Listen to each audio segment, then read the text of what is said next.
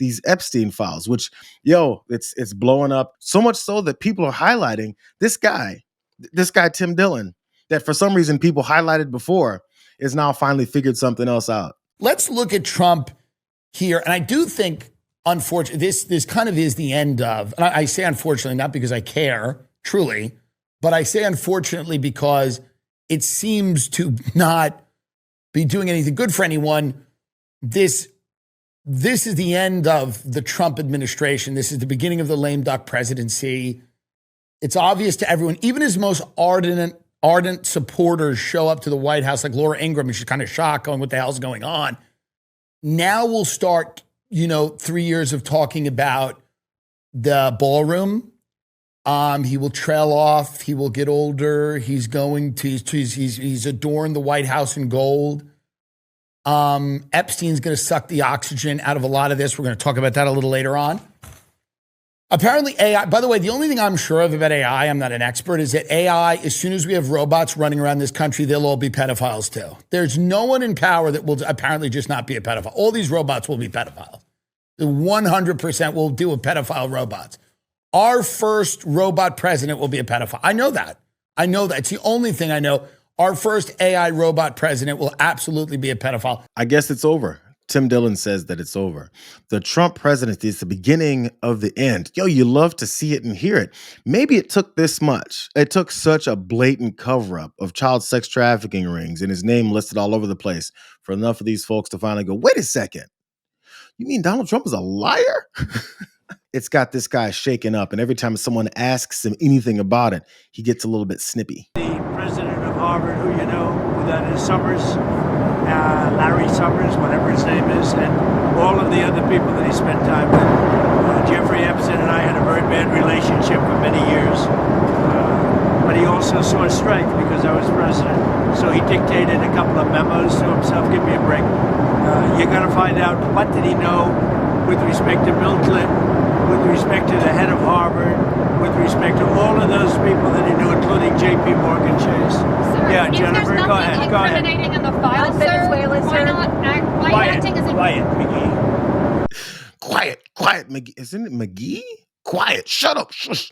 No follow-up questions, because you might actually ask me another question, make me look even worse than I looked just now. He didn't answer the question the first time, of course. All he wanted to talk about was how he has to go after Democratic folks that are potentially all mixed up in those files. Hey, bro, go after all of them. The problem with that is that people would have to ask him next, aren't you gonna go after everybody? So that's the snippiness towards reporters asking normal questions. This is him coming up with new theories to distance himself from this further, and it only makes him look worse. Timeline for when you might release more of those files? Which ones? Democrats to Epstein. Well, I don't know about those ones. I know nothing about it, but I understand they released like 40 or 50,000 pages already. And nobody knows. I will say this. If they had anything, they would have used it before the election. Okay?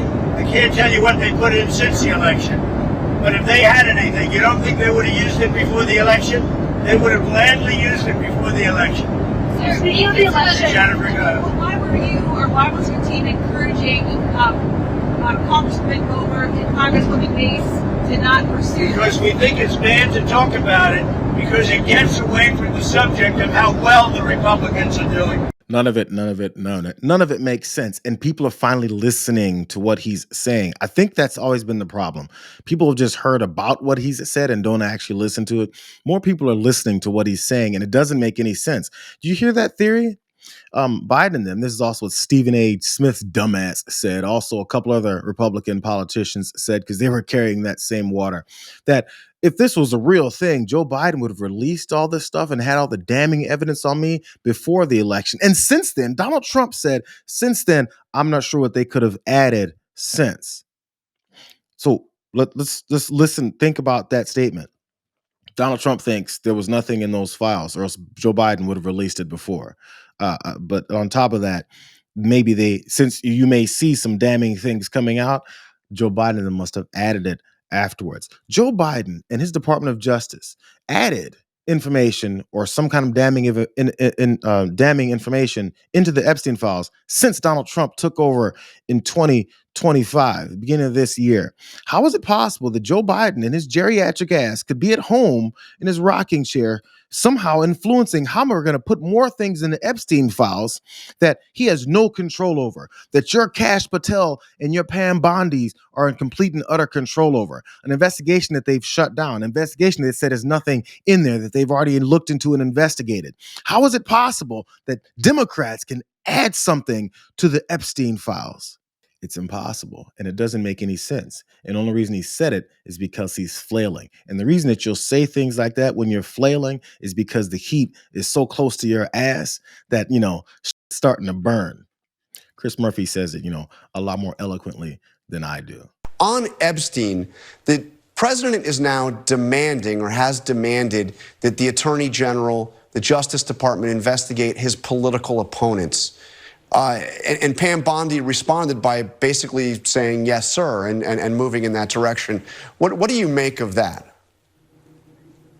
Well, it's both heartbreaking and totally unsurprising. The Department of Justice has just become a protection racket for Donald Trump and a witch hunt operation against his political opponents. This is why our democracy is in such peril right now, is that for the first time in our history, the Department of Justice operates in order to try to punish and lock up anybody that criticizes Donald Trump.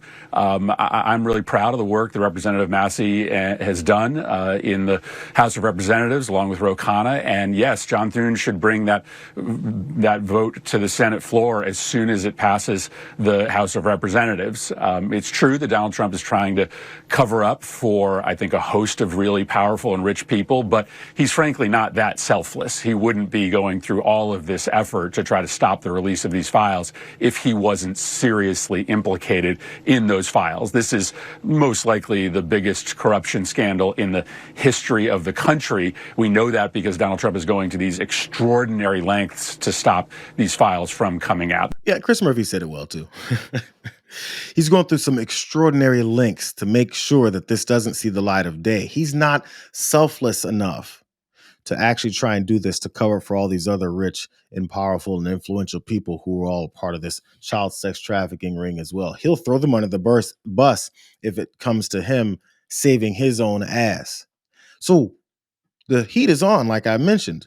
Multiple Republicans are talking about if this comes to the floor, they're actually going to vote for it. Instead, the courage is building. So, of course, this is Donald Trump's response. He said, as I said on Friday night aboard Air Force One to the fake news media, House Republicans, I'm going to repeat that, House Republicans should vote to release the Epstein files because we have nothing to hide, and it's time to move on from this Democrat hoax perpetuated by radical left lunatics in order to deflect from the great success of the Republican Party, including our very, very recent victory on the Democrat shutdown.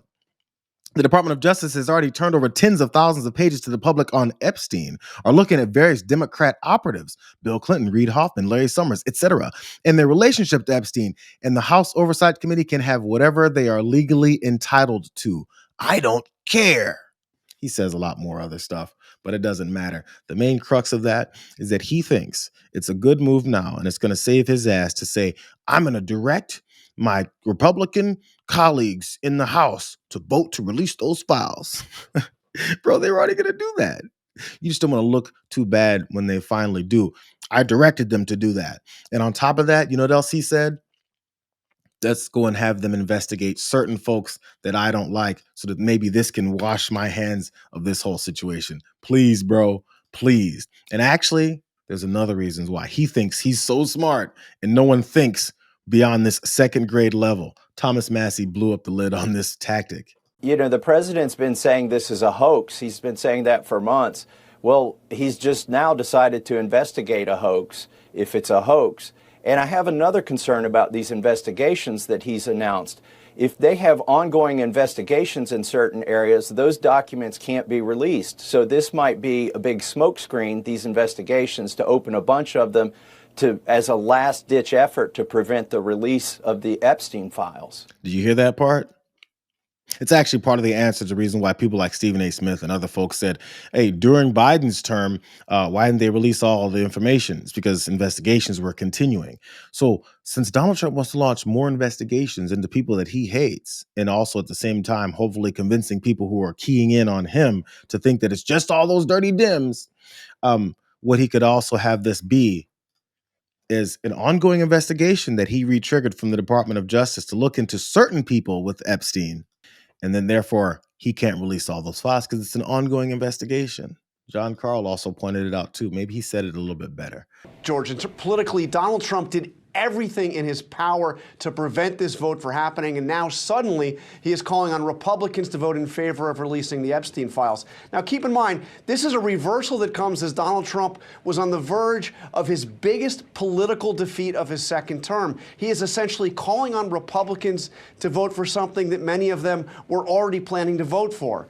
None of this, although, means that these files will be released. If Trump wanted to release the Epstein files, he could do it right now. He could do it this morning. He could have done it last month. In his statement overnight, he said that Congress can have whatever they are, quote, legally entitled to have, which means, George, now he could use the excuse of an ongoing investigation, which he has also just called for, into Democrats, to block the release of the files. Does he really think that's going to work? Does he think he's like that? He's a smart guy? Who told him that? Like, this is what you do, President Pito. This is what you do. You launch an investigation and say you can't release the files because you've launched this investigation because you care so much about it. Marjorie Taylor Greene will probably go for it and be like, that's right, going after them. I'm back on Team MAGA.